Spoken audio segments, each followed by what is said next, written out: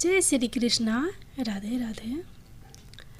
नीलकंठ पंछी की 8 बातें हमेशा याद रखना। जिंदगी में कभी गरीब नहीं रहोगे, अमीरी कदम चूमेगी।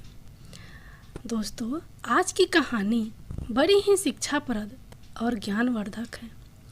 आज मैं आपके लिए ऐसी कहानी लेकर आई हूँ जिसमें नीलकंठ पंछी के द्वारा बताई गई 8 बातें यदि आपने अपने जीवन में उतार लिए तो जिंदगी में कभी भी धन की कमी नहीं होगी।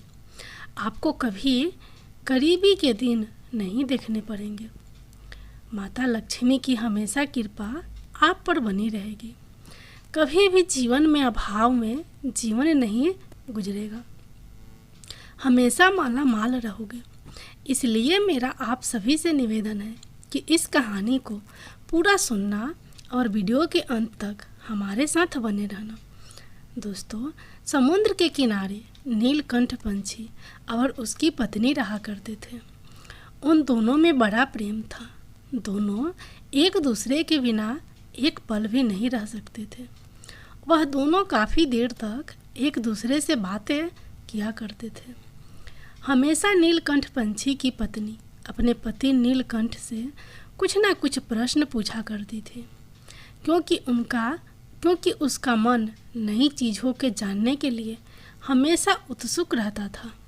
एक दिन की बात है कि वह दोनों एक साथ में बैठे हुए थे। काफ़ी देर बीत गई, लेकिन नीलकंठ की पत्नी को नींद नहीं आ रही थी।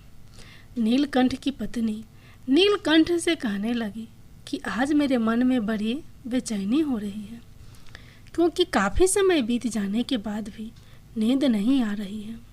कुछ ऐसा उपाय करो जिससे मेरी रात कट जाए और मुझे नींद भी आ जाए। पत्नी की बात को सुन करके नीलकंठ कहने लगा कि बताओ प्रिय, मैं ऐसा कौन सा काम करूं जिससे तुम्हारी रात सुनहरी हो जाए। नीलकंठ की पत्नी कहने लगी कि आज तुम मुझे कोई ऐसी कहानी सुनाओ जिसे सुनने में आनंद भी आए और बहुत सारा ज्ञान मिल जाए। नीलकंठ कहने लगा कि आज मैं तुम्हें एक ऐसी कहानी सुनाने जा रहा हूँ जिससे सुनने के बाद कोई भी आदमी गरीब नहीं रह सकता। कौन से कर्म मनुष्य को गरीब बना देते हैं और किन कर्मों के कारण मनुष्य गरीबी में ही अपना जीवन गुजार देता है और वह कभी अमीर नहीं हो पाता। यदि उसने कहानी को ठीक से समझ लिया और कहानी में बताई गई 8 बातों को अपने जीवन में पूरी तरह से उतार लिया तो कभी भी उसे गरीबी के दिन नहीं देखने पड़ेंगे। यह 8 बातें भिखारी को भी राजा बना देती है, कंगाल को भी करोड़पति बना देती है।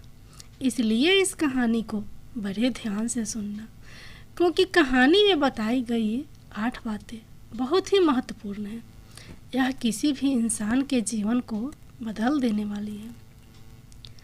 कोई भी गरीब आदमी यदि इन 8 बातों का पालन करता है तो उसे अमीर बनते देर नहीं लगती।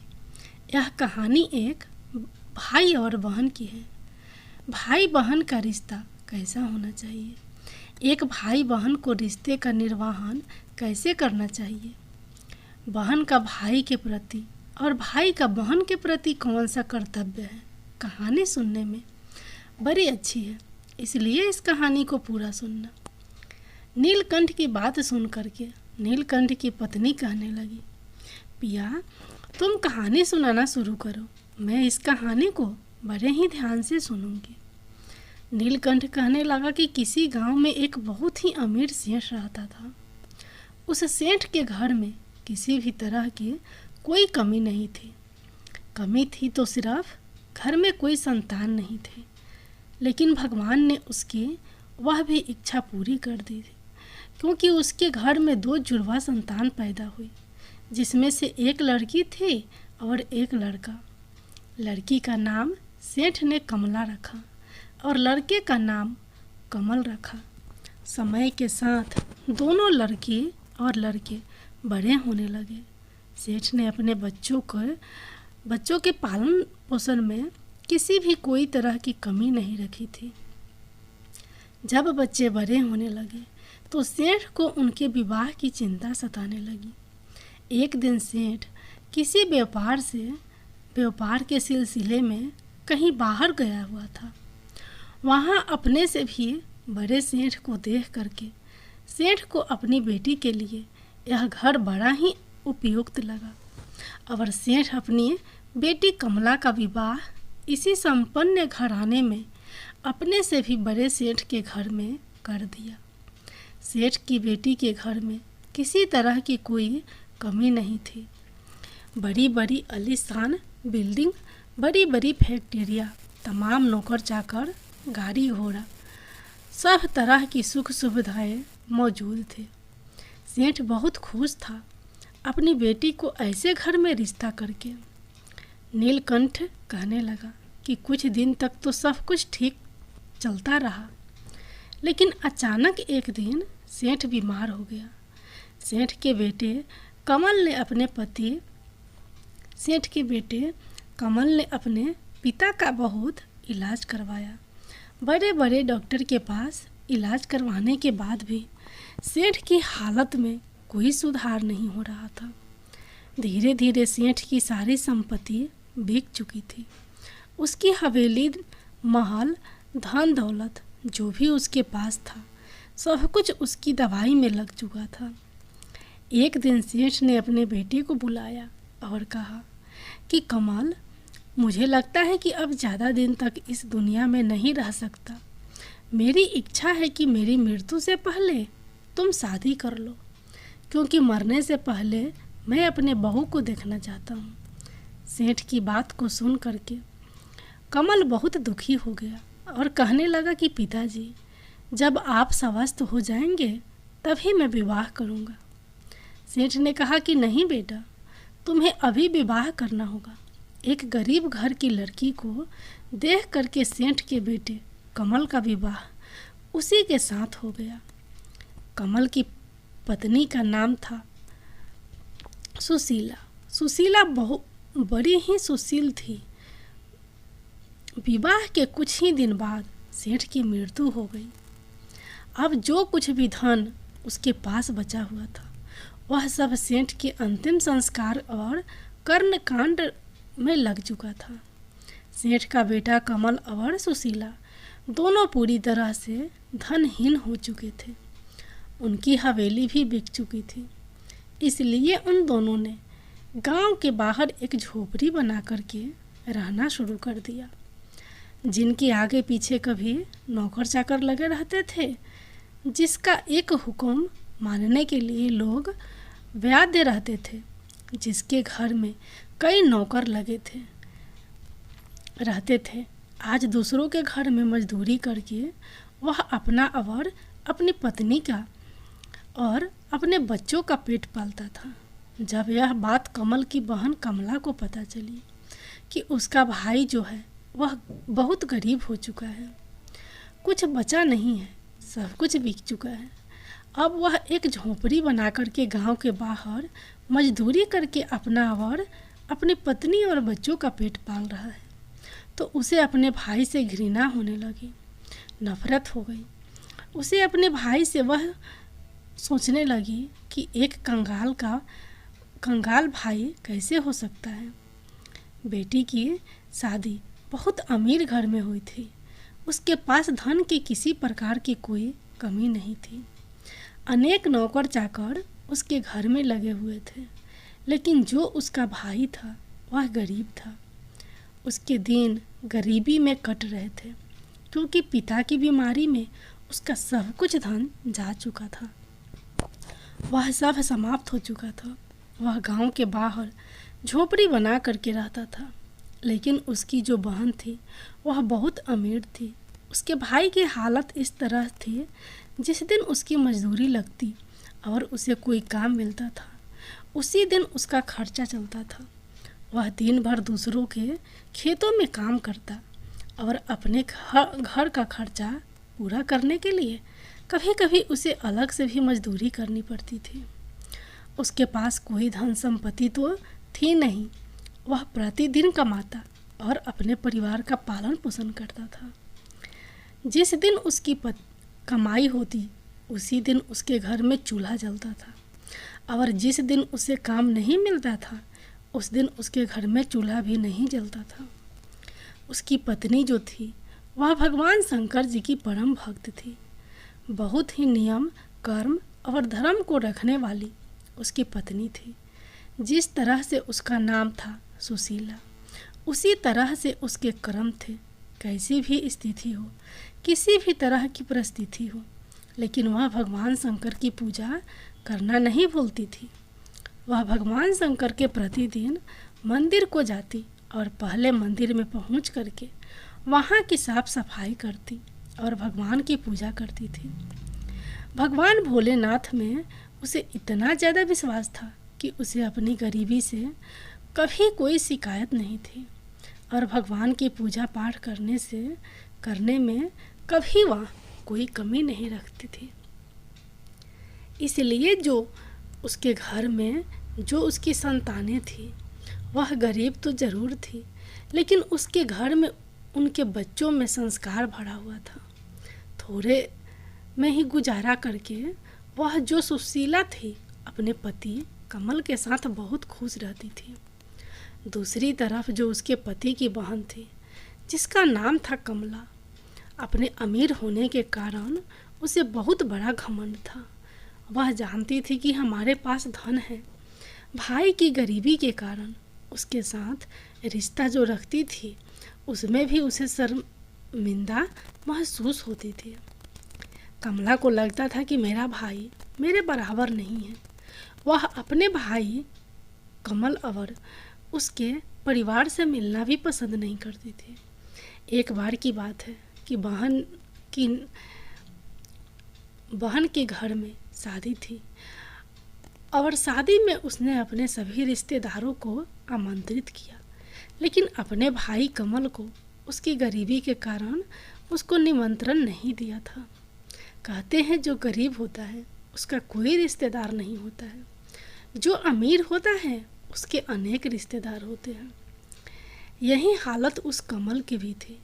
उसकी जो बहन कमला थी कभी वह एक दूसरे के लिए जान छिड़कती थी, लेकिन आज भाई की गरीबी के कारण उसे उसके निमंत्रण नहीं दिया गया था। भाई को जब इस शादी के बारे में किसी दूसरे से पता चला तो उसे अच्छा नहीं लगा, परंतु उसने अपनी पत्नी से झूठ कहा।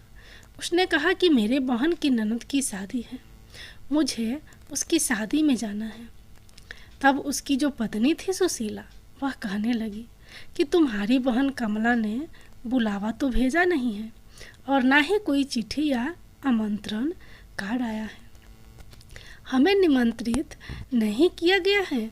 तो इस पर उसके पति ने कहा कि नहीं, मेरी बहन ने मुझे बुलाया, इसलिए नहीं है कि मुझे वहाँ जाना चाहिए था, लेकिन यदि उसने नहीं बुलाया है तब भी मैं जाऊँगा, क्योंकि भाई बहन का रिश्ता बड़ा ही पवित्र होता है।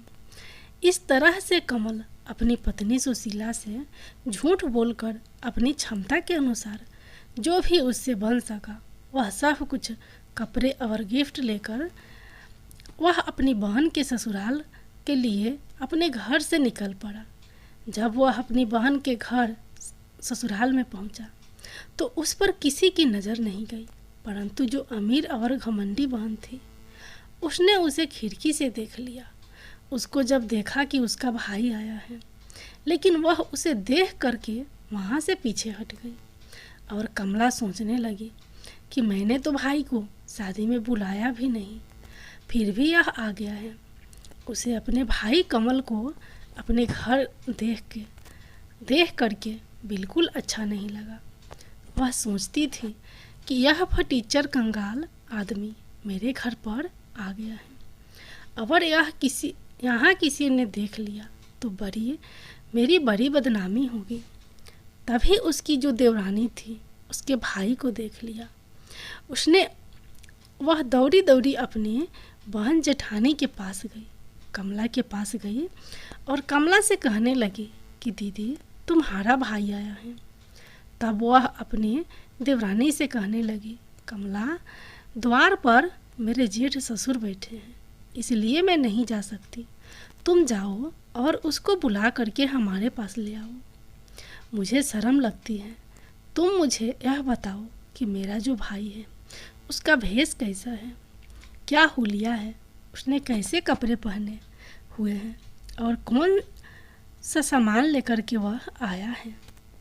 तब उसकी जो देवरानी थी वह कहने लगी कि दीदी, तुम्हारा जो भाई कमल है वह बहुत ही फटे पुराने और गंदे कपड़े पहने हुए हैं। जगह जगह से वह कपड़े फटे हुए हैं।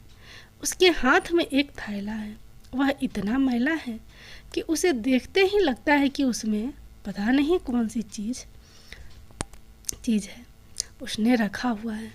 यह सुन करके जो उसकी बहन कमला थी उसने कहा कि तुम जाओ और मेरे भाई को घर के पीछे से दरवाज़ा है, जो घर के पीछे दरवाज़ा है वहाँ से बुला कर के अंदर भेज दो।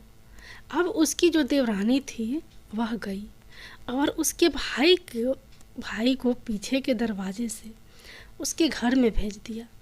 भाई के आते हुए रास्ते भर यही सोचता था कि वह बहुत दिनों के बाद अपनी बहन कमला से मिलने जा रहा है। कमला जब उससे मिलेगी तो उसे मिल करके बड़ी खुशी होगी। लेकिन पैसे के घमंड में अंधी कमला ने अपने भाई कमल की भावनाओं को नहीं समझा। भाई के अंदर आने पर उसने भाई को पानी तक नहीं पूछा और ना ही उसे बैठने को कहा। इस तरह का अपमान कोई अपनों का नहीं करता है। जो कमला ने किया उससे यह भी नहीं पूछा कि उसका हाल कैसा है, परिवार में उसकी स्थिति कैसी है, उसकी भाभी और उसके भतीजे कैसे हैं। उल्टा वह उसे कहने लगी कि तुम्हें यहाँ किसने बुलाया था, तुम यहाँ क्यों आए हो। वह भाई को ताने मारने लगी और कहने लगे कि तुम इस फटी हाल में हमारे यहाँ आए हो। तुम्हारे आने से यहाँ किसी की नज़र तुम्हारे ऊपर गई और उसने समझ लिया कि यह मेरा भाई है, तो मेरी बड़ी बेइज्जती होगी। तुमने मेरी सारी इज्जत बर्बाद कर दी। तब भाई कमल कहने लगा कि बहन कमला, मेरा तुमसे मिलने को बड़ा मन करता था, लेकिन मुझे नहीं पता था कि तुम मुझे देख करके खुश नहीं होगी। बहन कमला कहती है कि ठीक है, अब तुम आ ही गए हो तो मेरे साथ घर में चलो। इतना कहकर वह अपने भाई को एक कमरे में लेकर के जाती है और उस कमरे में उस भाई कमल को बंद कर देती है और कहती है कि जब तक मैं तुमसे ना कहूँ तुम इस कमरे से बाहर नहीं निकलना। बेचारा कमल पैदल गया था, भूखा प्यासा था, लेकिन बहन ने उसकी कोई खोज खबर नहीं ली थी, ना उससे कोई हाल पूछा। धीरे धीरे इसी तरह से 2 दिन बीत गए। ना तो बहन ने दरवाज़ा खोला और ना भाई ने कुछ कहा। शादी में जितने भी रिश्तेदार आए हुए थे और घर मेहमानों से भरा हुआ था। मेहमान तरह तरह के भोजन पकवान खा रहे थे, लेकिन कमरे में बंद कमल जो उसका भाई था भूख प्यास से तड़प रहा था। जब उसे किसी तरह से नहीं रहा गया तो उसने दरवाजे को खटखटाना शुरू किया। दरवाजे को खटखटाने की आवाज़ सुन करके उसकी बहन कमला के जो भांजा था उसकी बहू ने दरवाज़ा खोल दिया और वह बिना अपनी बहन कमला से मिले और बिना किसी से कुछ बताए वहाँ से वह चुपचाप पीछे के रास्ते से बाहर निकल गया। वह समझ चुका था कि उसकी बहन कमला उससे मिलना नहीं चाहती है और ना ही वह उसके साथ भाई बहन का रिश्ता रखना चाहती है। वह पैसों के घमंड में चूर चूर हो गई है। उसे तो अपने पैसों का इतना घमंड है, इसलिए वह गरीब भाई की इज्जत नहीं करना चाहती है। भाई कमल बेचारा 2 दिन से भूखा प्यासा था। उसे उसी हालत में वहाँ से निकलकर उसने अपने घर की ओर चल दिया, लेकिन भूखा प्यासा होने के कारण रास्ते में जाते हुए उसके पैर लड़खड़ाया नहीं, चलते चलते वह बीच बीच में बैठ जाता और फिर चल पड़ता। चलते चलते वह आधे रास्ते में आ गया और भूख प्यास के चलते उसकी हालत खराब हो रही थी। उसके लिए एक एक पग उस समय दूभर हो रहा था। वह बिल्कुल अधमरा हो चुका था। अंत में जब उसे सहन नहीं हुआ, बर्दाश्त नहीं हुआ, तो वह बेहोश होकर के गिर पड़ा। अपने भक्तों के हमेशा ख्याल रखने वाले भगवान भोलेनाथ और माता पार्वती यह सब कुछ देख रहे थे। माता पार्वती ने भोलेनाथ से कहा कि यह तो स्वामी बेहोश हो गया है। माता पार्वती ने भगवान शिव से कहा, हमें अपने भक्तों के पास चल कर के देखना चाहिए। इसकी पत्नी हमारी परम भक्त है, हमारी नित्य पूजा अर्चना करती है। हमारी पूजा किए बिना यह कभी भी भोजन नहीं करती है। भूखा प्यासा है। यह कमल और इसकी पत्नी बड़ी सुशील है। भोजन पानी के बिना तो यह मर जाएगा। हमें इसकी मदद करनी चाहिए। अगर हम इसकी मदद नहीं करेंगे तो इसके प्राण निकल जाएंगे। भगवान भोलेनाथ ने कहा कि देवी, आप चिंता मत करो, हम इसके पास जाते हैं। भगवान भोलेनाथ ने तुरंत एक साधु का भेष बनाया और माता पार्वती ने एक बूढ़ी औरत का भेष बनाया और दोनों जा कर के कमल के पास पहुंच गए। माता पार्वती ने कमल के सिर पर हाथ रख दिया और सहलाना शुरू कर दिया। अपनी गोदी में उसका सिर रख करके कहने लगी कि बेटा, आंखें खोलो। भगवान भोलेनाथ और माता पार्वती की कृपा से उसकी बेहोशी दूर हो गई और उसने आंखें खोल दी। जब उसकी आंखें खुली तो उसने एक बूढ़ी औरत को अपने पास देखा। तो वह उस बूढ़ी माँ से कहने लगा कि आप कौन हैं और मुझे इस तरह से अपनी गोद में आप क्यों रखे हैं, अपनी गोद में क्यों लिए हुए हैं।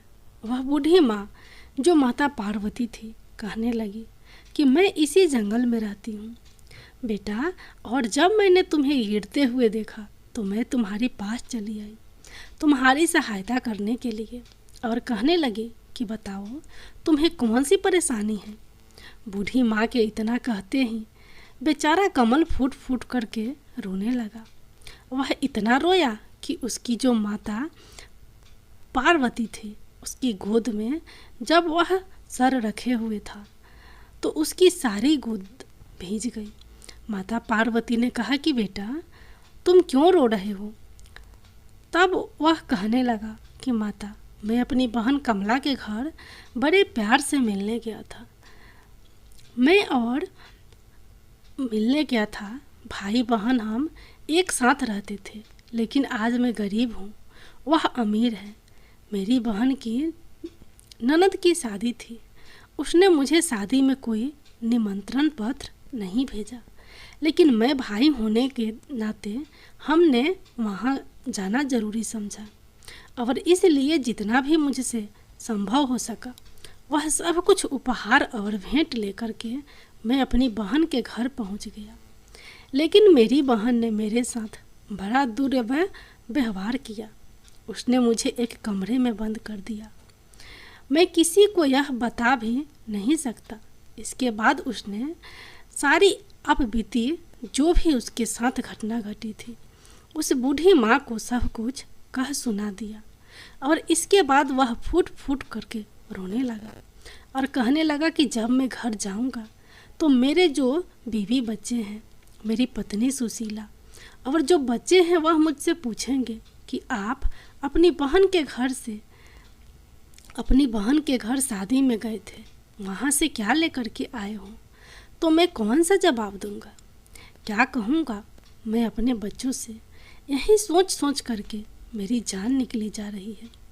यह सुन करके माता पार्वती जो बूढ़ी औरत का भेष बनाए हुए वह कहने लगी कि बेटा, तुम किसी प्रकार की चिंता मत करो, अभी थोड़ी देर में मैं सारा प्रबंध करती हूँ। यहाँ से थोड़ी दूर पर मेरा एक बगीचा है, उसी बगीचे में तुम चलो, वहाँ अनेक तरह के फल फूल लगे हुए हैं।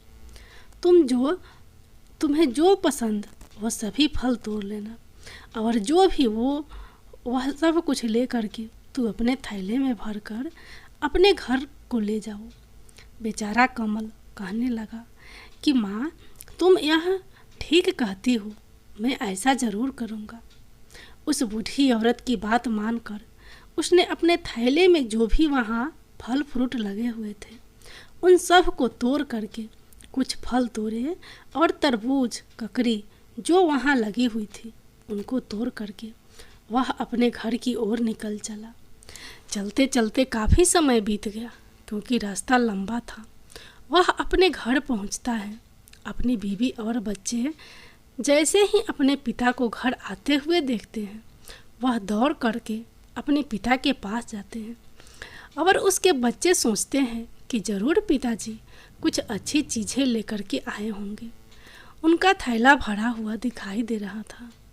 बुआ मेरी बहुत अमीर है, पैसे वाली है, इसलिए बुआ ने हमारे लिए ज़रूर अच्छी अच्छी चीज़ें भेजी होंगी, इसलिए मेरे पिता का थैला भरा हुआ है। यही सोच करके बच्चे अपने पिता को चारों तरफ से घेर लेते हैं। उसकी पत्नी जो सुशीला थी, वह भी अपने पति के हाथ में पानी का लोटा लेकर आती है और कहती है कि दीदी ने ऐसा क्या दे दिया कि पूरा थैला भरा हुआ है। बेचारा कमल अपनी पत्नी को क्या कहता। वह कहने लगा कि जो कुछ भी है वह सब इसी थैले में है। इतना कह करके कमल वहाँ से बाहर चला गया। उसकी जो बीवी थी सुशीला, वह जैसे ही थैले को खोलती है तो देखती है कि उसमें एक बड़ा सा तरबूज भी रखा हुआ है और कुछ ककड़ी के फले रखे हुए हैं जो बिल्कुल सोने की तरह चमक रहे थे। यह देख करके वह बहुत आश्चर्य में पड़ जाती है कि ननद ने तो बहुत ज़्यादा धन दे दिया है। उससे अपने भाई का दुख और जो गरीबी थी वह देखा नहीं गया होगा, इसलिए उसकी जो ननद है कमला, उसने इतना ज़्यादा धन दे दिया। वह जब तरबूज को काटने लगी तो क्या देखती है कि तरबूज में जो बीज थे उनकी जगह पर हीरे और मोती भरे हुए थे। उसने अपने पति कमल से कहा कि दीदी ने तुम्हें क्या दे दिया है। उसका पति यही सोच सोच करके जो कमल था वह शक पका रहा था कि अब उसकी पत्नी सुशीला क्या कहेगी कि शादी में तो लड्डू, पेड़ा, पकवान, पूरी यह सब कुछ मिलता है और तुम खीरा और तरबूज लेकर के आए हो। वह कहने लगी कि ऐसा क्या भेज दिया है मैंने, तो देखा नहीं, जो तुमने देखा है वही होगा। सुशीला कहने लगी कि ज़रूर दीदी को तुम पर तरस आ गया होगा, उसे दया आ गई होगी। देखो उन्होंने हमारे लिए कितना धन भेजा है। इतना धन भेजने की कौन सी ज़रूरत थी। ज़रूर उसने अपने भतीजे और भाई का दुख नहीं देखा गया होगा। हमारी ननद बड़ी अच्छी हैं, उन्होंने हमारी दरिद्रता ही दूर कर दी और इसी तरीके से वह बहुत पैसे वाला बन गया। बहुत समय बीत गया, काफ़ी दिन हो गए। उस गरीब भाई ने यह राज अपनी पत्नी को भी नहीं बताया कि वह कैसे अमीर हुआ। भाई ने अपनी पत्नी को कुछ नहीं बताया तो पत्नी के मन में तो यही था कि हम ननद की वजह से इतने पैसे वाले हो गए हैं। इधर उसकी जो ननद थी कमला, वह अमीरी के घमंड में चूर थी। उसने कभी यह जानने की कोशिश भी नहीं की कि मेरा भाई मुझसे बिना मिले यहाँ से कैसे चला गया, भूखा प्यासा यहाँ से गया होगा, कैसी हालत उसकी रही होगी, उससे तो कोई लेना देना नहीं था। उधर भाई की पत्नी जो सुशीला थी, वह सोच रही थी कि हमारी दीदी बड़ी अच्छी हैं। जब हमारी दीदी ने हमारे लिए इतना किया है, तुम्हारी बहन जो कमला है तुम्हें इतना धन देती हैं और इतना चाहती हैं, तो तुम जाओ और उसे कुछ दिन के लिए अपने घर बुला कर के ले आओ। वह भी कुछ दिन हमारे यहाँ रहेंगी और अपने मायके से घूम करके जाएंगी। उसका भाई कहने लगा कि ठीक है, मैं अभी जा अभी जा रहा हूँ। पहले कमल गरीब था, उसके पास पैसे नहीं थे, धन का अभाव था, लेकिन अब भाई के पास काफ़ी पैसे थे। वह अच्छे अच्छे कपड़े पहन करके तैयार हुआ और बहन के लिए बड़े अच्छे अच्छे उपहार खरीद करके और उन सबको ले करके वह अपनी बहन के ससुराल की तरफ चल दिया। जब वह अपनी बहन कमला के घर पहुंचा तो जो उसकी देवरानी थी उसने उसको देख लिया। देवरानी की नज़र पड़ते ही वह भाग करके उसकी बहन कमला के पास गई और अपनी जेठानी कमला से कहने लगी कि दीदी तुम्हारा भाई आया है। फिर वह घमंडी बहन कमला कहने लगी कि मेरा भाई आया है तो किस वेशभूषा में आया है। उसकी जो देवरानी थी कहने लगी कि तुम्हारा भाई तो रेशमी वस्त्र पहने हुए हैं, बड़े अच्छे अच्छे उपहार लेकर के आया है, देखने में ऐसा लग रहा है कि वह राजा महाराजा है। वह कहने लगी कि दरवाजे पर मेरे जेठ ससुर बैठे और मैं दरवाजे पर आती हूँ और भैया भैया कह करके अपने भाई को घर के अंदर ले जाती है और उसका आदर सत्कार करती है। यह देख करके वह भाई जो कमल था सोचने लगा कि बहन में कितना बदलाव आ गया है। जब मेरे पास धन नहीं था, मैं गरीब था, तो बहन ने मुझे पहचानने से इनकार कर दिया था। उसने मुझे पानी तक नहीं पूछा था और आज मेरे पास धन दौलत है तो मेरी बहन कितनी खातिरदारी कर रही है। लेकिन यह उसने अपनी बहन से कुछ भी नहीं कहा। बहन तेरी भाभी बड़ी जिद कर रही थी और कुछ दिन के लिए मुझे अपने घर में बुला रही है। तब बहन ने कहा कि हाँ भाई, मुझे भी अपने मायके गए बहुत दिन बीत गए हैं, चलने के लिए तैयार हूँ। इस तरह से वह मायके जाने के लिए तैयार होने लगी और उसने तैयारी करके जब वह घमंडी बहन अपने भाई के घर कमल के घर पहुँचती है तो अपने भाई कमल का घर परिवार और उसकी शानो शौकत देख करके उसकी आंखें फटी रह जाती हैं। वह आश्चर्यचकित हो जाती है। उसकी भाभी जो सुशीला थी उसका बहुत सत्कार करती है और बड़ी सेवा करती है, क्योंकि उसे तो यही मालूम था कि जो कुछ भी उसके पास है आज वह अपनी ननद की वजह से ही है। वह इतने अमीर हुए हैं, पैसे वाले हुए हैं और उनके दुख के दिन बीत गए हैं। वह तो इसका सारा श्रेय अपनी ननद को ही देती थी, क्योंकि वह जानती थी, मन से यह मानती थी कि मेरी ननद ने ही हमारी मदद की है और इसी कारण से उन्होंने सोने के तरबूज और हीरे मोती भेजे थे। अगर मेरी ननद धन नहीं भेजती तो हम लोग ऐसे ही गरीबी में अपने जीवन को गुजार देते। यही सोचकर अब वह अपनी ननद की हर मुराद पूरी करती है। उसकी ननद कहती है कि मुझे यह साड़ी खरीदना है और मुझे यह लेना है। जो भी वह फरमाइश करती है वह सारी फरमाइश उसकी भाभी उसे दिलवा देती है और बहुत खुश हो जाती है कि चलो मैं अपने नाते की फरमाइश तो पूरी कर रही हूँ। जब कमला के ससुराल जाने का समय आ गया तो भाई कहने लगा ठीक है, बहन को विदा करूँगा, लेकिन उससे पहले मैं एक जोड़ी जूते बनवाना चाहता हूँ। वह जूते बनवाने के बाद ही मैं अपनी बहन को उसके ससुराल को भेजूँगा। इतना कह करके कमल मोची के पास गया और उसने मोची से कहा कि भैया एक जोड़ी ऐसी जूती बनवा दो जो बोलने वाली जूती हो। मोची ने कहा ठीक है, मैं बना देता हूँ। मोची ने कहा कि इसके लिए तुम्हें बहुत धन देना पड़ेगा और जूती बनवाने के काफ़ी समय भी लगेगा। कमल ने कहा कि ऐसी जूती बनवाना चाहता हूँ जो बोलती हो। कमल मोची से कहता है कि जब भी मेरी बहन जूती को पहन के चले तो जूती 8 बातें ज़रूर बोले। इतना कह करके कमल मोची को ज्ञान की 8 बातें बताता है।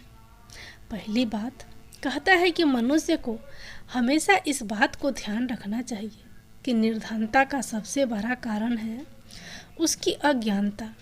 इसलिए व्यक्ति को ज्ञान का अर्जन करना चाहिए, जिससे वह निर्धनता को दूर करके अमीर बन सकता है।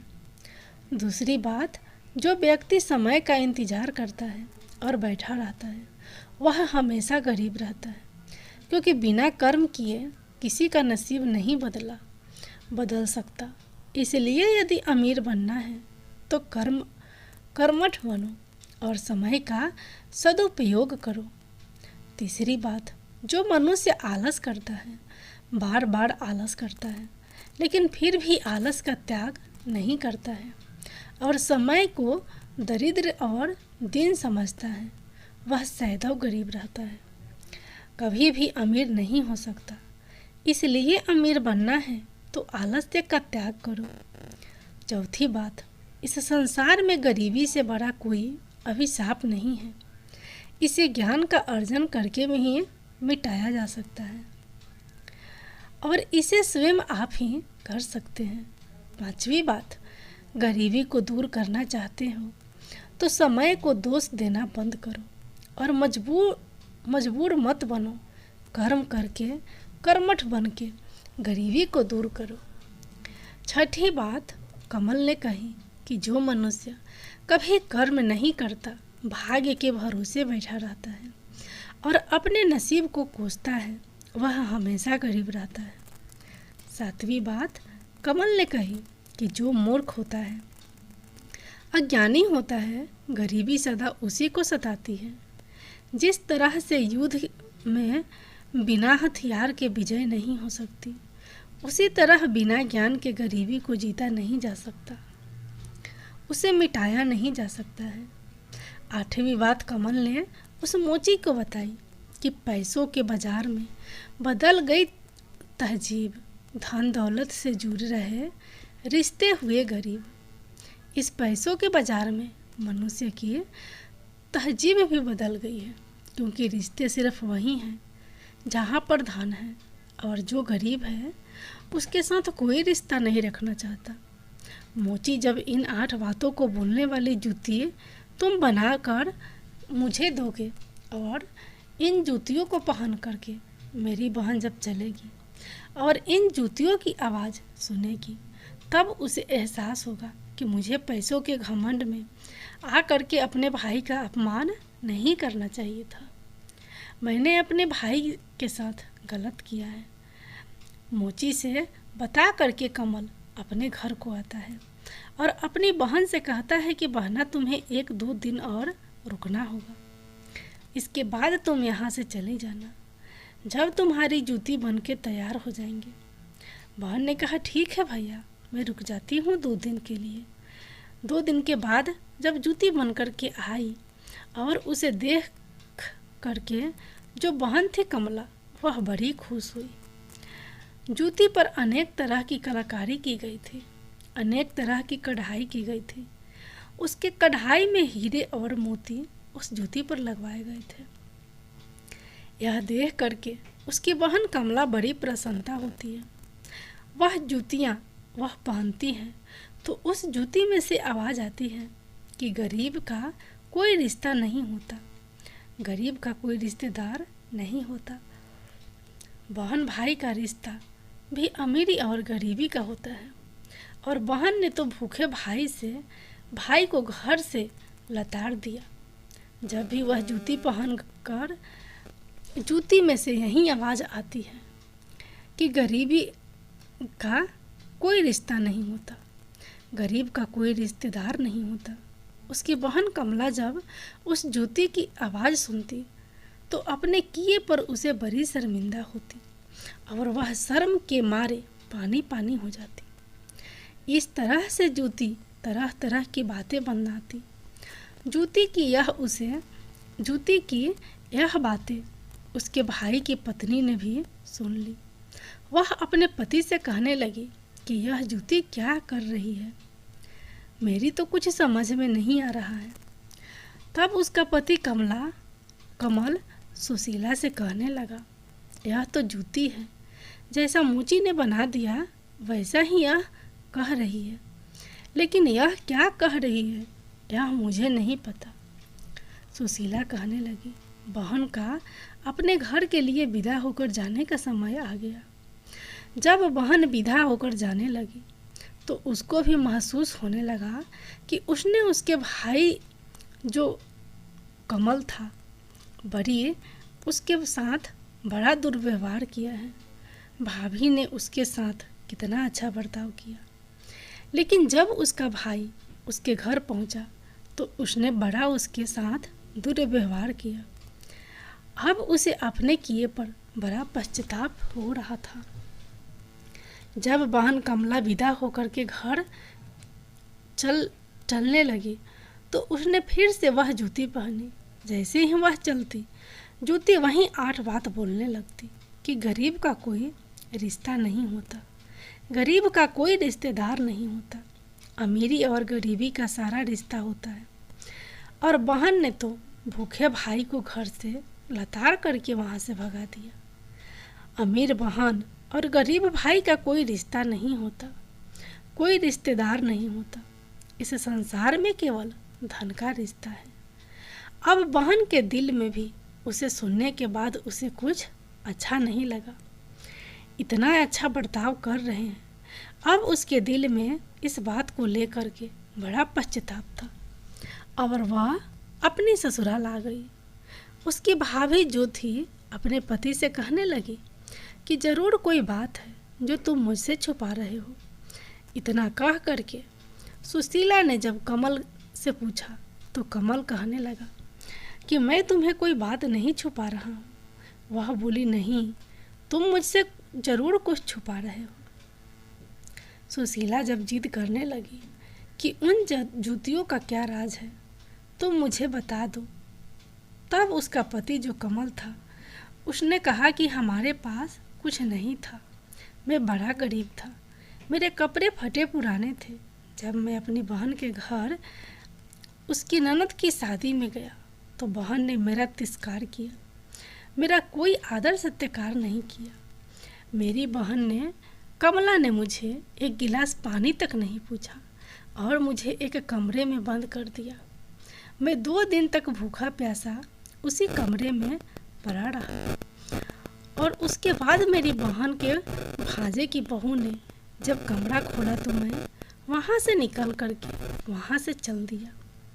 और उसके बाद मैंने मन में बार बार यही आ रहा था कि गरीब अमीर का कोई रिश्ता नहीं होता, चाहे वह बहन भाई का हो या कोई और भी रिश्ता हो। वहाँ से निकल करके जब मैं चलता हुआ वहाँ से आ रहा था और जंगल में पहुँचा, वहाँ बेहोश होकर जब मैं गिर पड़ा तो एक बूढ़ी माँ और एक साधु बाबा वहाँ आए। उन्होंने मुझे पानी पिलाया और जो भी मेरे साथ घटना घटी वह सब सारी कहानी मैंने उनसे सुना दी। उन्होंने कहा कि मैं बहन के घर से शादी में आ रहा हूँ और मैं अपने बीवी और बच्चे को क्या मुँह दिखाऊंगा कि मेरी बहन ने कुछ नहीं दिया है। तब उस जो बूढ़ी माँ थी वह कहने लगी कि यहीं से कुछ दूर मेरा बगीचा है, तुम उस बगीचे में चलो और अपने थैले में जो वहाँ फल लगे हैं, ककड़ी और तरबूज, उनको भर करके ले जाओ।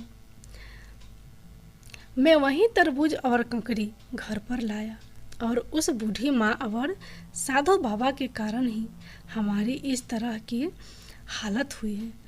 मेरी बहन कमला ने हमारी कोई मदद नहीं की थी और जो अमीरी का राज है यह भी उस बूढ़ी माँ ने ही मुझे 8 ज्ञान की बातें बताई थी और उन्हीं को अमल करके मैंने यह दिन प्राप्त किए हैं।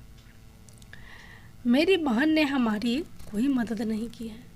मेरी बहन कमला ने हमारी किसी तरह की कोई मदद नहीं की है और ना ही उसने हमें कोई धन दिया है।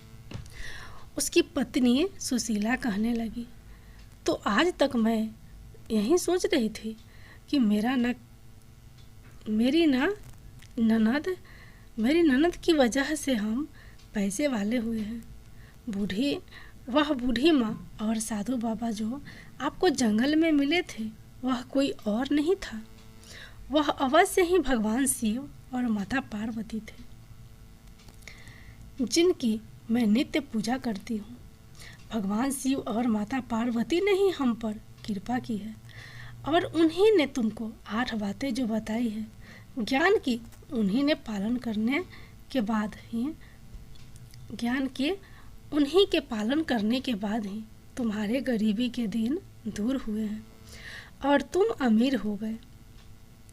इतना सुन करके उसका पति कमल कहने लगा कि तुम ठीक कह रही हो सुशीला, लेकिन फिर भी अपने मन में कोई बैर मत रखो, वह हमारी बहन ही है। हम तो भाई बहन हैं और बहन की वजह से ही हम पैसे वाले हुए हैं। अगर वह मुझे घर से नहीं निकालती, मेरा सत्कार नहीं करती, मेरा निरादर ना करती और भूखे प्यासा ना रखती, तो मैं उसके ससुराल में ही नहीं आता और तब शायद भगवान शिव और माता पार्वती की हम पर कृपा भी नहीं होती। यही मैं सोच रहा हूँ। जो कुछ भी हुआ है उसमें कहीं न कहीं मेरी बहन का ही हाथ है। किसी न किसी रूप में वह सब कुछ उससे जुड़ा हुआ है। उसी की वजह से आज हम पैसे वाले हुए हैं और जो ज्ञान की बातें मुझे 8 सीखने को मिली है वह सब उसी की वजह से पत्नी सुशीला को समझाने लगा और कहने लगा कि मेरी बहन के प्रति तुम अपने मन में किसी तरह का कोई दुर्व्यवहार ना रखो। उसे हमेशा यह कभी महसूस ना होने दो कि उसने कभी मेरा तिरस्कार किया था, जैसे उसने मेरे साथ किया। हमने भी उसके साथ वैसा उसके साथ यदि किया तो हमारे और उसमें